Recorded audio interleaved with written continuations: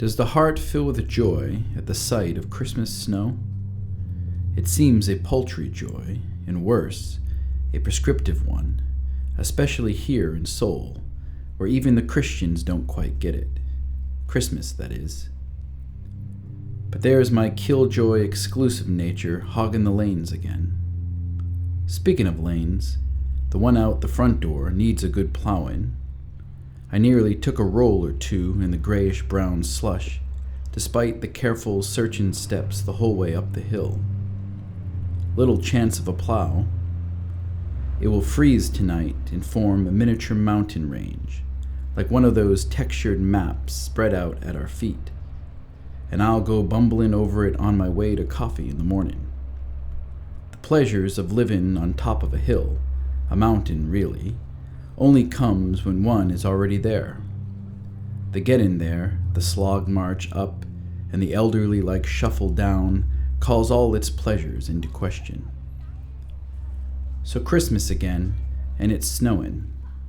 When was the last Christmas snow, I observed? No, endured.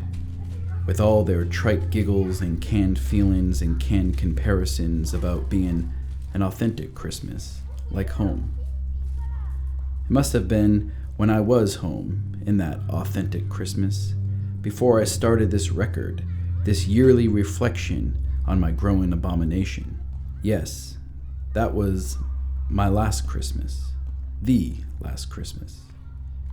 And the last one with Chukang, though we accompanied each other through several more. Yes, that was the winter that ended all my claims to that horrid forest village my parents call home, and all its claims on me. No more would I stare on a restin' natural beauty, sharing ground with the restin' ignorance.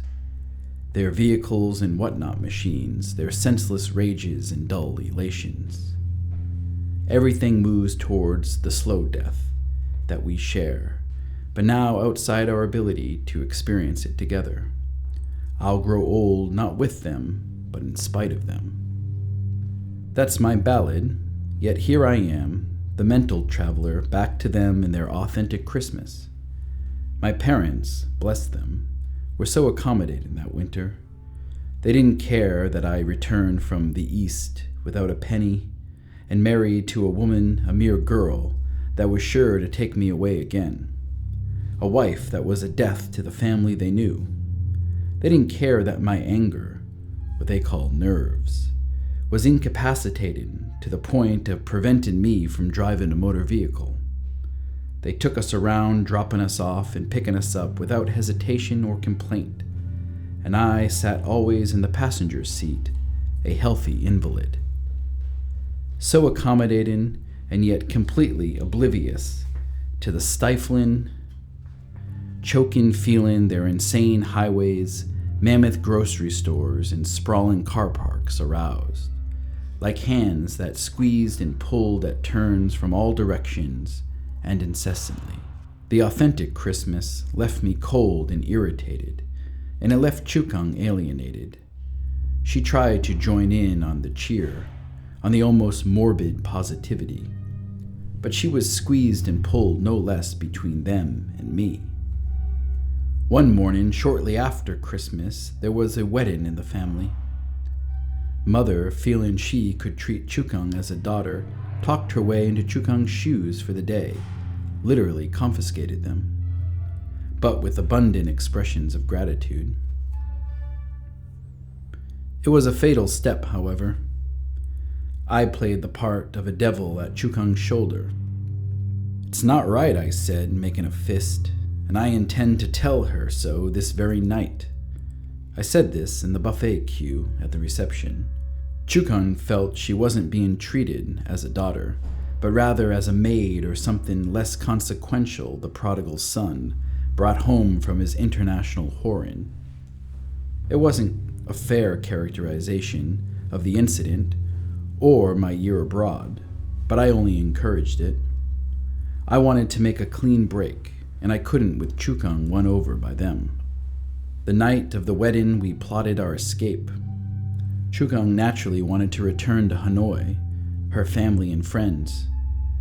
while a return to the subdued evenings at the edge of Chukbak Lake and its festering waters had some appeal, the inability to flee the motorbikes and crowds discouraged me. I had survived Hanoi. I had lived its luxury and flirted with its adversity.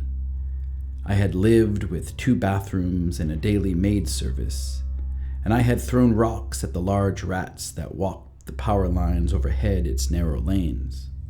I had entered filthy rooms at filthy hours, but made it home unscathed physically. A return would have been a mistake. We would carry our foreignness to a place that amplified it. It wasn't hard to convince Chukang that Seoul was calling. Seoul was already a dream to so many girls of Hanoi, with its sleek singers and dancers and its sprawling leisure industries.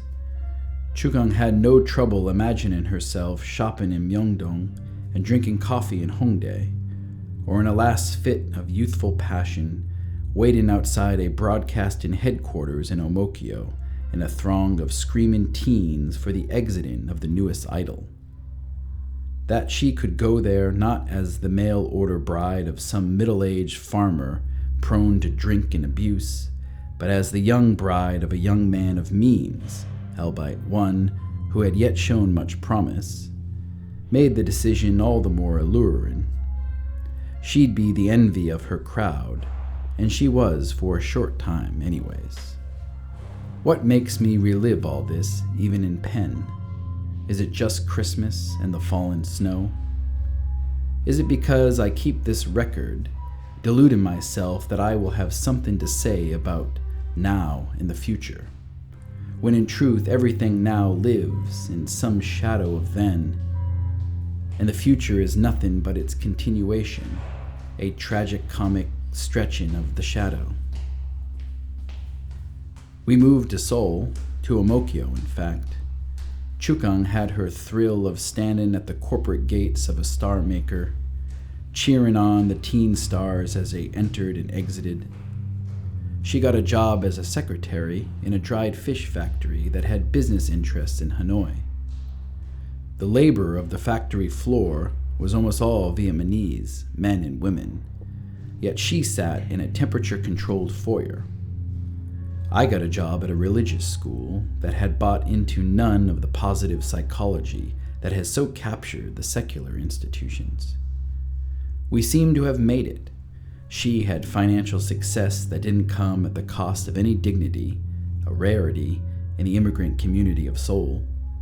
And I, unable to be a real immigrant anywhere, had escaped all those things I loathed.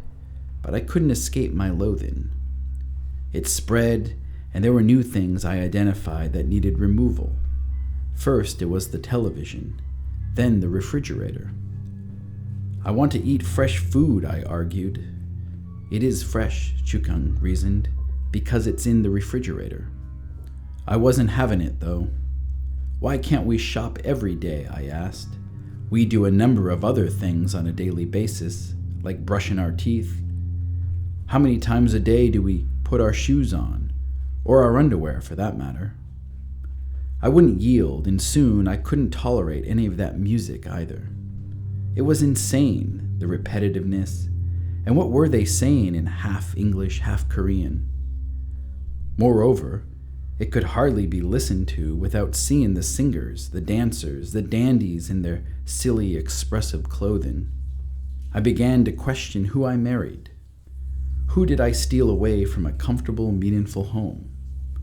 She wasn't the characteristics I projected onto her, and the process of trying to mold her to them was painful for both of us. Our growing rancor, our discontent, came to a head one winter evening. I've written about this before in the pages of this very record, but I can't go back and face them. What is an event anyways, if not something relived at each telling? Nothing happens once. There is no history, no record. It's all a continual happening, a revision that impossibly strives for perfection of the moment. It was a Friday in December. That much is history. We finished work and dined out in Sangsu, as was our habit. The argument began as we walked through the lightly fallen snow and the youth crowds of Hongdae, and it continued when we got to our destination, a basement bar called Strange Fruit. The argument began because Chukang wanted me to accompany her to a concert, a celebration apparently, of some idol's birthday. I could hardly fathom such inanity existed, much less that my chosen life partner was attempting to bind me to it. Absolutely not, I said. How silly. An adult attending some unknown teen's birthday? How could I? How could you? On the walk over through the gathering sidewalk slush, I told her she had to change. She had to grow out of this craze. In anger, I called it third world capture. His birthday, I practically yelled in the street. They're taking your money as they impoverish you spiritually. I don't want to hear your spirit bullshit tonight, she shot back. Those religious nuts you work with have changed you. You weren't always this serious. Or unforgiven, I might have added. She was right, of course, at least in regards to the change that came over me since we met. With each month, with each day at that time, I tolerated less. I lacked patience. An increasing index of things bristled at my usual carefree facade.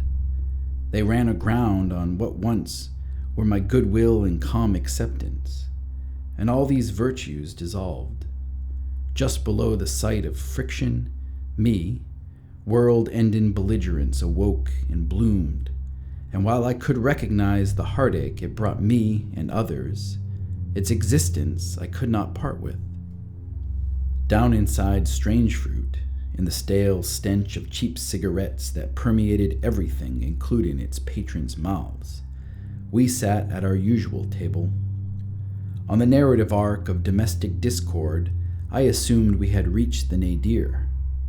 From here, we'd wait for the rising tide of gin and tonics and ale to lift us up, back to a respectable orientation, one in which our eyes could meet without betraying resentment or ill will.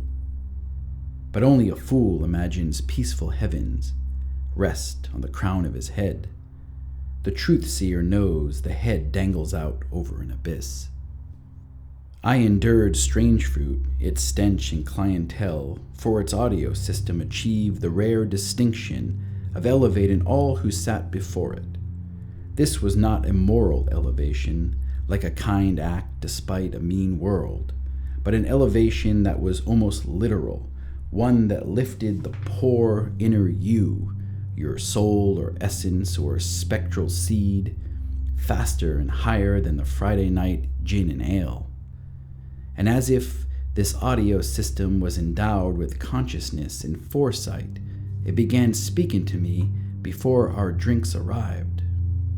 Floating over the room came the slow gallop and ride symbol of Pink Floyd's Us and Them, a song I hadn't cared to listen to since my late-teen debaucheries, and had it not been for that night and that almost clairvoyant audio system, I would likely not have listened to it again.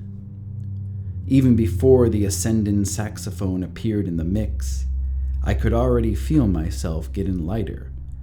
All this self-made hardship was floating away, and this newly discovered ease was evident to anyone who set eyes on me. My face slackened, my eyes widened, and my brow unrolled like a newly spread sheet for picnicking lovers lost in a midsummer craze. When that glorious horn began to sound, my eyes misted. Gravity and worry were for those who couldn't hear. This dingy basement that had felt deeper still when I arrived had now furnished my escape. For a moment everything was forgiven. Combating that glorious horn and violently sending me back underground, underfoot practically, Chukung laughed derisively because she could see it all there on my face, all my mock escape and pathetic tears. "Please," she cried out, "this is horrid.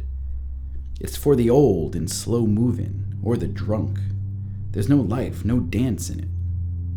I couldn't listen no more.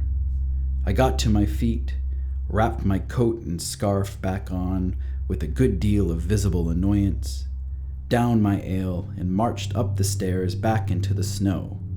I would let her pay. Outside, the snow had increased in volume, but not harshness. It was altogether lighter and at times appeared to be almost floating. The sidewalk was smooth white, a path not taken, or one that hid any evidence of predecessors, and the car lanes' two black perpendicular lines were graying, quickly disappearing. It wasn't long before Chukang was sharing my tracks through the snow, and by the time we approached the metro station, she was by my side. It was there that the thing occurred, a moment of turbulence in this snow-silenced night.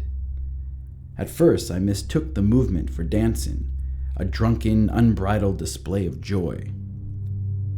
There were even spectators, but as we got closer, I heard the strident cursing of two lovers having it out, at that point when hate and love were indistinguishable. Following my realization of what I was seeing, the young man struck a blow across his lover's face, tossing her hair and the snowflakes that clung to it dramatically in the same direction as the strike. The spectators flinched and awed, and someone sucked their teeth disapprovingly, but no one moved. Their reaction implied that this wasn't the first strike. Chukang grabbed hold of my arm, whether this was an impulsive response to the horrible reverberating slap and the tossing of the young lady's hair, or a pleading to stand down, I wasn't sure. The young lady screamed out helplessly, not unlike a child left with no other recourse to express her opposition. The scream sickened me. Worse, like a reactant, it instantly changed my perception of the scene. I was certain it was Chukang's scream that denounced my barbaric hands. I was witnessing my own violent act. The young lady screamed again, and silently I begged the young man, me, to put an end to it. Strike again, or run off into the snow. Send the spectators home. When it became evident that the young lady's nose was bleeding in repulsive speckles onto the snow, and her white shoes, and the screams surged up and out for a third time, and again teeth were sucked, I broke away from Chukang's hold and became my own producer of sickening sounds.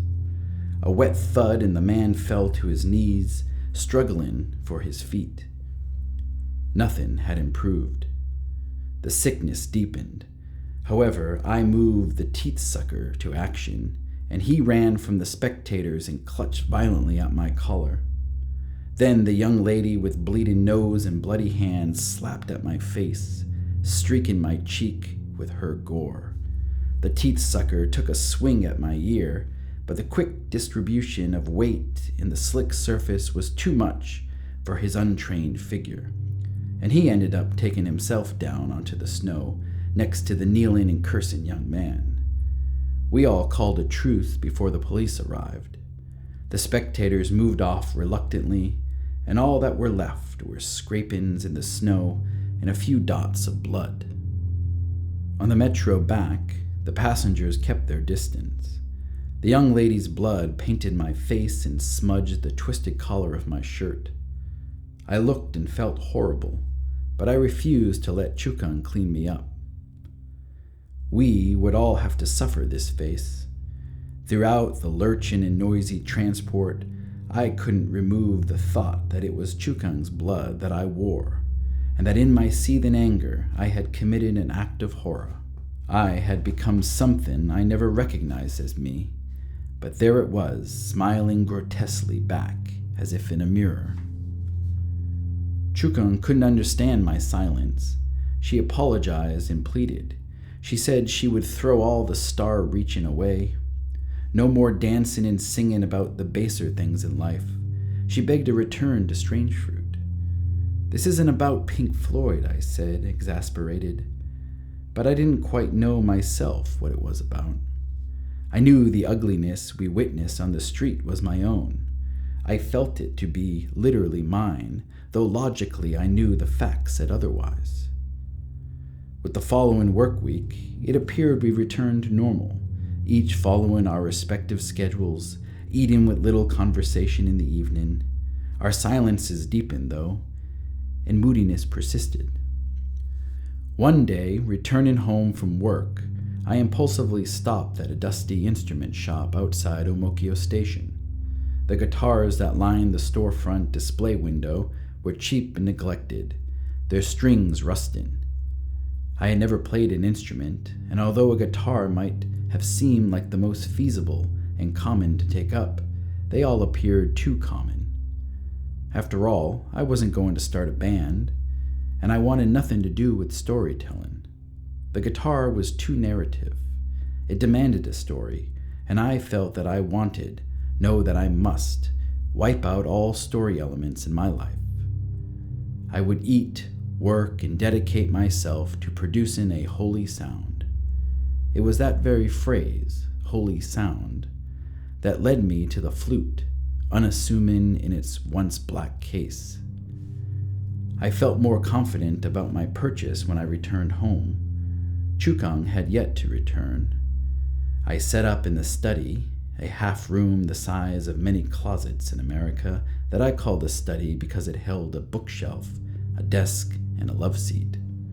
In fact, the room was just big enough for me to lay across the floor, and this was what I soon began to do each night. After the scene outside Hongdae Station in the snow, I could only see my cohabiting with Chukang as a domestic truce, one that was always in danger of turning towards violence. It wasn't long, not on the time scale of a relationship, after I began sleeping in the study and blowing on the flute that Chukang began getting dropped off after work by a young man with a car. I could hear them down below in the alley, playing that music she swore off after that night. It was where she wanted to be. Who was I to stop her? The young man even looked and dressed like one of those singers. And then one day she left with him for good. I gave them my blessing, of course. We hardly cried a tear. In truth, I feel sadder now writing about it all, and maybe that's why I started this record in the first place, to get it all out. But tonight I write about that particular night because it's Christmas and it snows, and I had thought I came on a similar scene, night dancers in the snow. The same crowd of spectators had gathered, but when I got closer, I heard only laughter. It was an old couple too far into their makgeolli bowls. They danced in the snow, not well, but they weren't moving for anyone but themselves. I joined the spectators for a bit. When the music and dancing stopped, we applauded. We looked to each other in awkward expectation. Who would be the next to dance? No one volunteered, and after the old couple wandered off and a few spectators followed, I too headed back to my flute and this record.